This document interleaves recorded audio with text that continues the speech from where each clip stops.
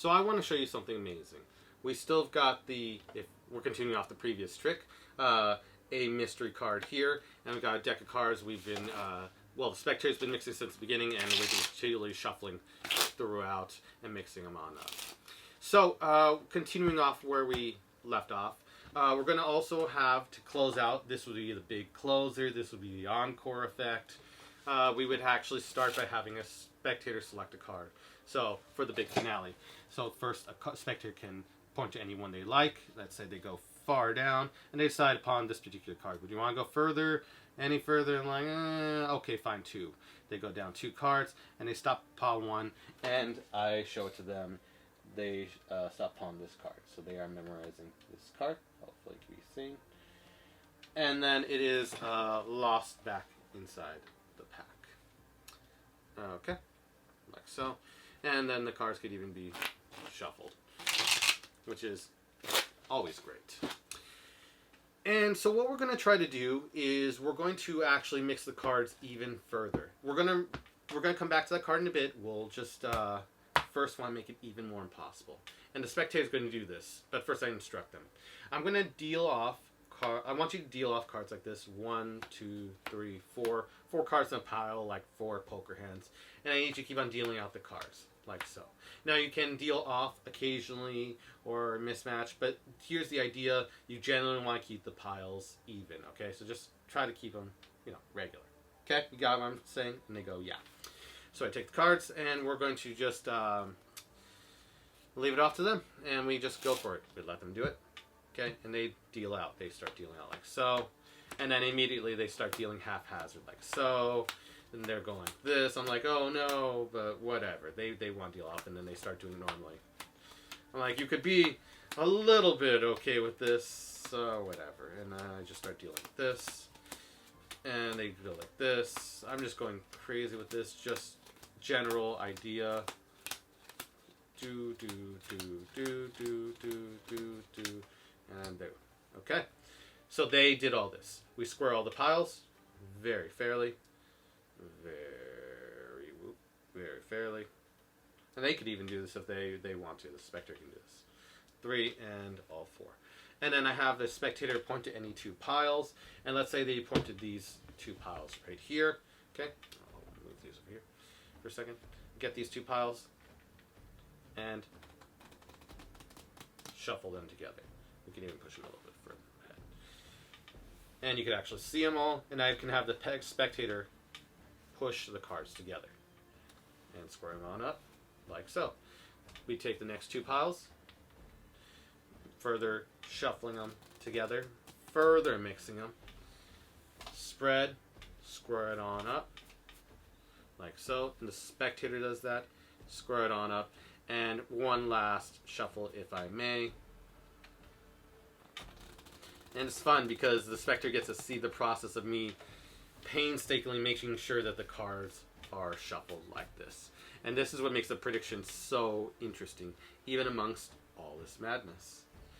And the cards can be squared up. Then I have the spectator, one last thing, if you can, just one last thing. This is part of the prediction. If you can deal down 16 cards right here, it would mean the world to me. 1, 2, 3, they go. 4, 5, 6, 7, 8, 9, 10.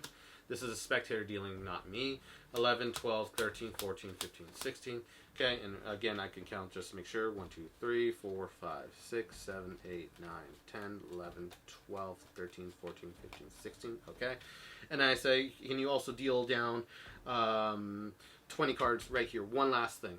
Okay, and they deal down 1, 2, 3, 4, 5, 6, 7, 8, 9, 10, 11, 12, 13, 14, 15, 16, 17, 18, 19, 20, and then you can set the rest of the cards aside. Okay, we are good. And then you can even hand this out for a spectator to mix if they so choose. So we've got the prediction right here. We've had it here since the beginning. This is the crazy, crazy, crazy part. I've got the prediction. It has the question mark. And here's what we're going to do. We're going to actually show it one at a time. And I'll try to get as close as I can to show the prediction. So question mark. Okay. And then prediction. I'll read each one off as we go along. So let's go right here. Prediction. Okay. The first one I would have the spectator think of the card, and it says on the prediction, your card, and even the spectator can read it off. Your card is the 2 of diamonds. Whoa! That's crazy.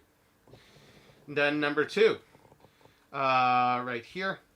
Center pile has exactly 11 black cards and 9 red cards.